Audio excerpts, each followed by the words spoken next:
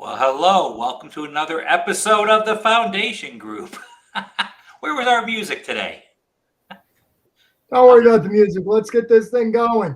All right. We're talking about location today. We are talking about location today. Why? Well, because it's probably the most important decision when you're looking at making an investment. I mean, we always talk about cash flow, but the reality is it's the location is so much more important than the actual cash flow in the long run. Right.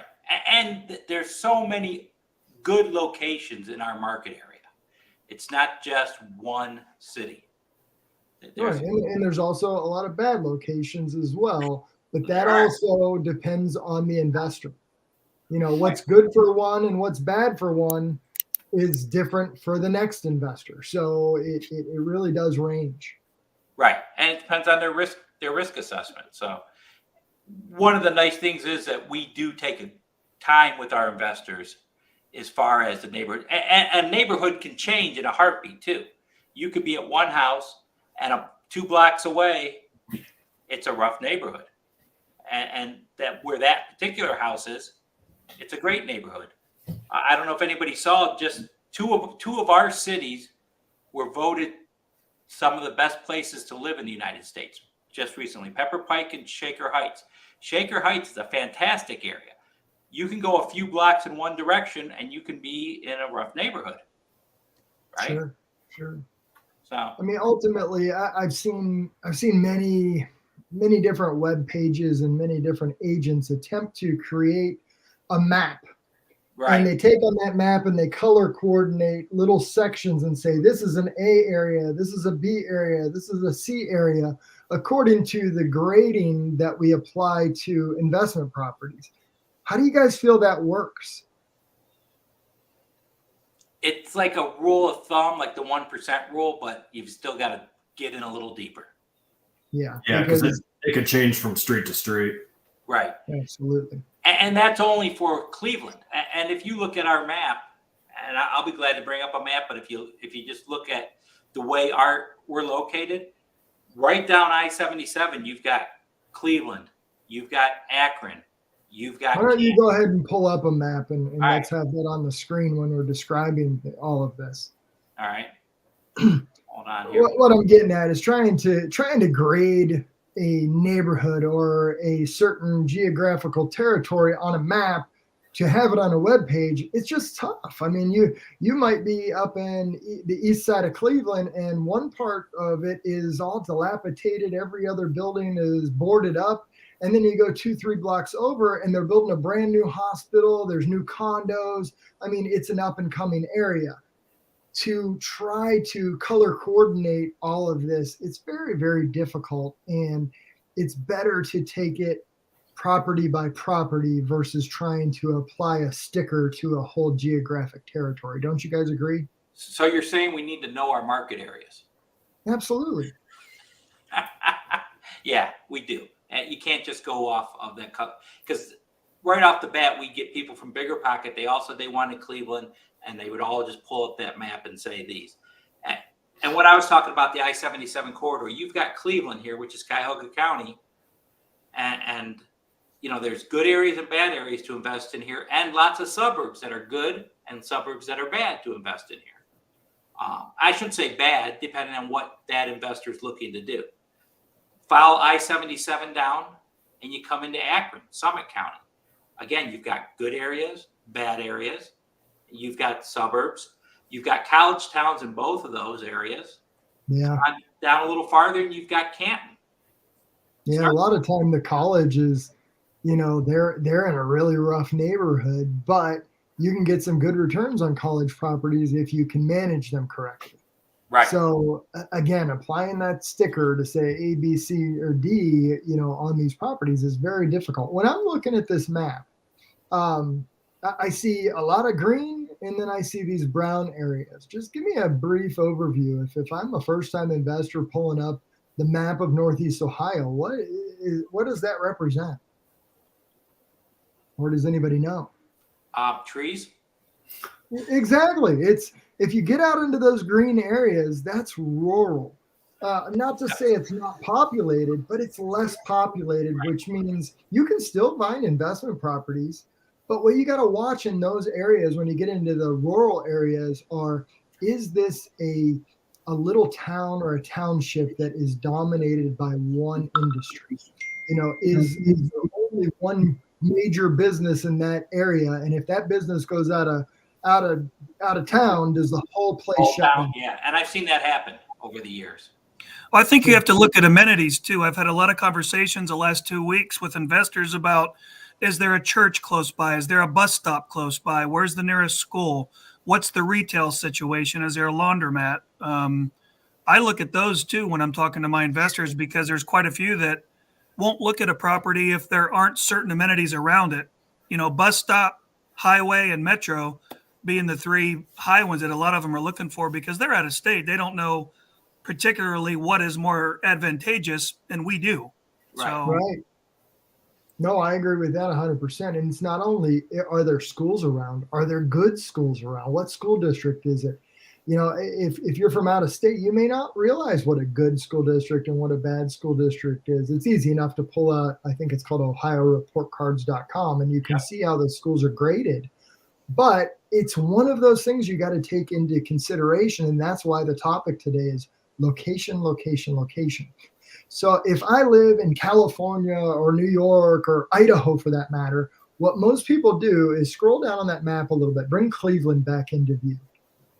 Actually, sure, there we go. So when you're from out of town and you think Ohio, you think a couple things. You think Columbus, maybe, you think Cleveland, and you think Cincinnati. But when you're calling on the property, ultimately buying in the city of Cleveland isn't always the best choice. It may be, let's spread out into some of the suburbs. What's cool about Northeast Ohio is that we've got Cleveland right up there at the top by the lake. And that's what everybody seems to know. Cleveland Browns, Cleveland Indians, Cleveland Guardians, whatever they're called nowadays. But They all feel sorry for us too, don't they? It is. Some people even call it the mistake by the lake. But I'm here to tell you that's not the case. Just because we haven't won the Super Bowl or anything doesn't mean that, it's a mistake. But what I'm getting at is you're up there in Cleveland, but if you just come straight down that Interstate 77 that you were talking about, you run right into Akron. Akron is another pretty large metropolis where you've got, what's Akron known for? I'll throw it out there to Steve. What is it? Rubber. Okay. The Goodyear blimp is based right there in Akron. So we got a lot of tire companies. We've got First Energy. There's a ton of different businesses within Akron. Akron's a cool area. It is, and it's up and coming. So, that's someplace that I encourage a lot of my investors to look at. Instead of having everybody look in the exact same place and creating a bunch of competition, why not spread it out a little bit and educate people on this? And that's what we're trying to do today. So we got Akron, which is its own city. And then just down below that, we've got Canton. Think of the Pro Football Hall of Fame. It's located right there in Canton. And there's probably many other businesses. Mike, you're from down in that area. What are some other major businesses that just pop in your head when you think Canton? depends on the area. I mean, there's two really good hospitals down here, Altman and Timken Mercy. And usually when I'm on a call with an investor, two of the questions I asked is, are you familiar with areas south of Cleveland? And if they say no, I ask, so are you familiar with some of the really booming and growing towns and cities that are south of Cleveland that you might not be familiar with? And then I pull it down to Akron, Canton. I bring up the Pro Football Hall of Fame. I bring up Freedom Plaza. I bring up the expanding retail that's downtown Canton on Market Avenue and Cleveland Avenue. And there's a lot of good commercial and quads that are up Market Street. I just looked at one about a week and a half ago for one of my investors that they might not know about. Right. And I think Scott, who's not on the call today, but he's brought this up before, is with the further you get south from Cleveland or outside of Cuyahoga County, taxes go down too, Yep. which helps with cash flow. So instead of all looking in Cuyahoga County right around Cleveland, coming out into some of these other areas. Well, I think Cuyahoga County, too, is our only area out of, and these aren't our only areas that we cover, but out of what we've talked about so far, Cuyahoga County is the only one that has point of sale inspections. Correct. Yeah. So what Frank means by that, right, with point of sale inspections, are I'm looking at this property, man, on paper, it makes perfect sense. Then I ask, hey, dive into that and get me some numbers. From a realtor's perspective, I'll look at it, right on the paper and say, yeah, it's making sense. But the minute I dive deeper, if I go into there's a lot of times this point of sale, the municipality requires a point of sale inspection, and certain things have to be completed after that inspection within a certain period of time. That list can be a laundry list. I've seen it 8-10 pages long, where you add $90,000 to $100,000 worth of improvements to that property where it was cash flowing on paper 10 minutes ago. It makes absolutely no sense when you're throwing $90,000 worth of improvements on it. And trying to negotiate a seller to pay that for you is very difficult as well.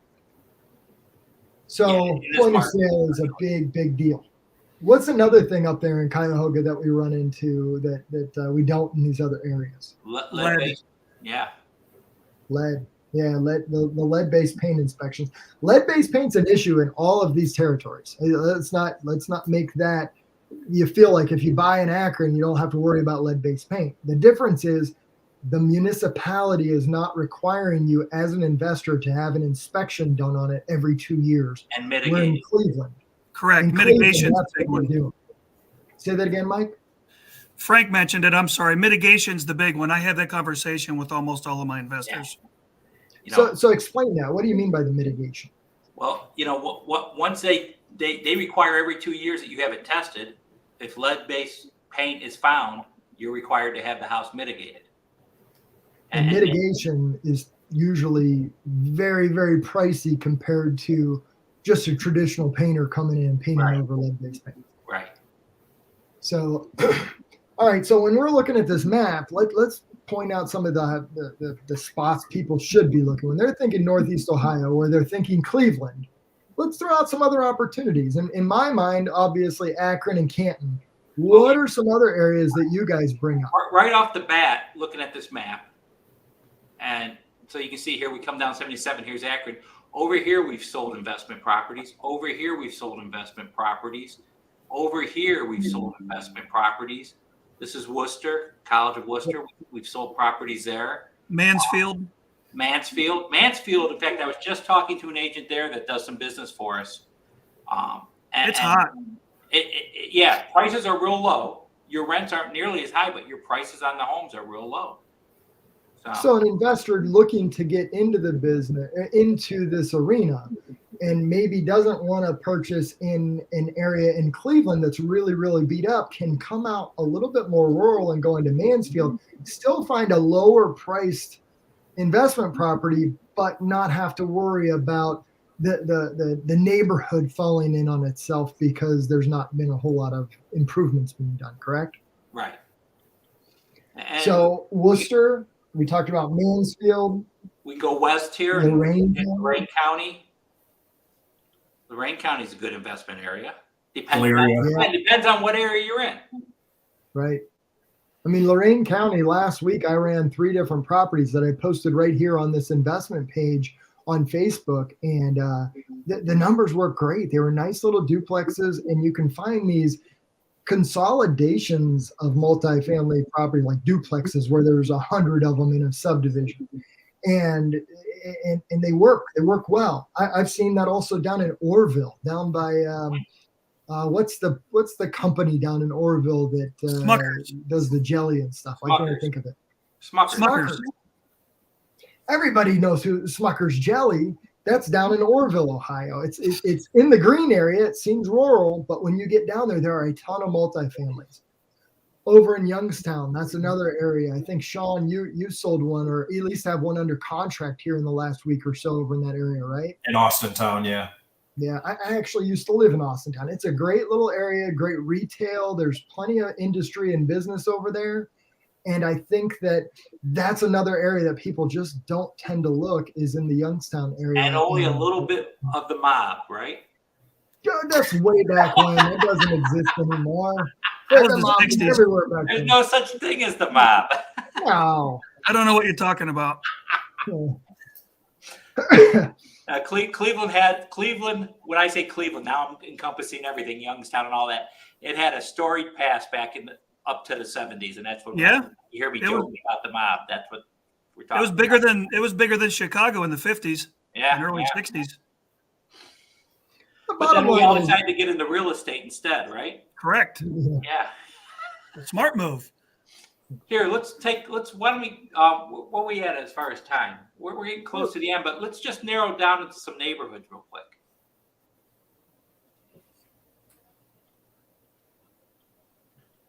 And this is one thing I do as soon as somebody is interested in a property, and come over here and we can get a bird's eye view of the neighborhoods. What neighborhoods do you guys like and dislike in Cleveland? Anybody got any favorites or? you know, because of the point of Sorry. sales, anything that ends in a Heights, and I don't know if it applies to all of them. This is the city of Cleveland, so there won't be any point of sale. Oh, okay. Lead-based paint. But in here we have, for instance, we have the Edgewater area, Detroit Shoreway, Ohio City, Clark Fulton, Brooklyn Center, Old Brooklyn, Tremont. I mean, so if you want high-end, high rents, you'd be looking at Tremont, Ohio City. Detroit Shoreway is probably middle ground. Edgewater. What I find is those areas, the Tremonts, the Ohio cities, anytime I'm running numbers there, it's difficult to get cash flow because you needed to buy 6-7 years ago in that area to hit that up and coming momentum that it had. Now we're already there, and trying to buy in that area is quite expensive, and you can't get the cash flow. Well, it depends where you're looking. Like, for instance, this is the Tremont area, but if you get it close to the Clark Fulton area, North Clark Fulton. yeah, you can still pick up some nice properties here. And then the North Clark Fulton area, you know, there's a good chance that that's going to make a skyward up. And so that could be a great area for us. Old Brooklyn here, good area to pick up properties. If you're looking for strictly cash flow and you don't care if you have to evict tenants on a regular basis. Nice. But that's the problem is we get into this conversation all the time is we say, oh, if you're only looking for cash flow, but if you're constantly evicting people and you have the expenses of doing that and you're not going to have the cash vacancy flow. factors, are you really getting cash flow? Yeah. Well, we would, when we first started working directly with Bigger Pockets, every week we get the same houses being asked about over here and right next to Shaker Heights too, but some areas. And the first time I drove out there, within a 4-block radius, there was 4 evictions going on and 4 boarded up buildings. Now, that just tells me that you could very well have issues with your own property there. So Right. I mean, it's not only evictions, but it can be something as simple as people, if you got a vacancy, people break in and they steal your brass plumbing. yeah, You know, that can increase your vacancy factor tremendously. but no, there's a lot of good areas here right in the city. A lot of good suburbs. Let's look at some of the suburbs now. Let me get rid of this. And we'll just put in cities. So as we go right outside of Cleveland. I just did a search for somebody in Berea and Middleburg Heights a couple days ago. Yeah, great areas. Berea, Middleburg Heights, and Brook Park are all in the same school district. So if they're looking in one, look at all 3. Parma Heights, Seven Hills. Look at those. Those are great market areas for both single and multifamilies. And anything west of 77 pretty much doesn't have a point of sale. It's anything east of 77 that does have point of sales. I know the one investor is super, super nice, but they're a Steelers fan, so I'm going to stick them right downtown Berea. And for those out of the state, that's where the Cleveland Browns train. Yes, sir. All right. Well, we're right at that 20-minute mark. So I think we did a good job of explaining what are the areas other than just Cleveland itself that we can expand on that. So if you're watching this video and you want to know more about the areas, call any one of us, reach out to any one of us that are on this call, and we'll be happy to help walk you through that and get a search set up for you in an area that would apply, that would be best suited to you. All right. Go ahead and shut it down, Isaiah.